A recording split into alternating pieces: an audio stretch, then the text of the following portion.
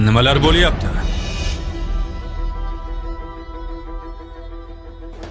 Nima bo'ldi? Janob Lu, Yeshinshinni ish bilan bog'liq muammolari bor.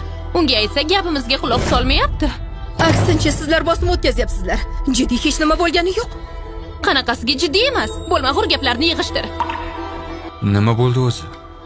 Homiladorligimdan xabar topmasligi kerak. Men hozirgina hujjatlardan nusxa ko'chirayotganimda tasodifan shaxsiy ma'lumotlarni ko'chiribman. Uzr so'rayman. Xo'sh, nima qildi? Ishda kim ham xato qilmaydi.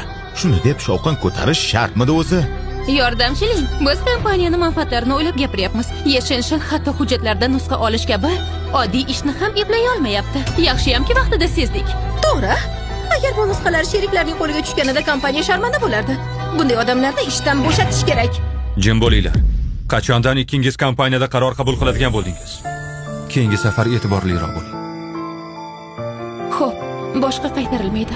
Janob Lu, Yeshinshini nafaqat ish bilan bog'liq, balki shaxsiy hayotida ham muammosi bor.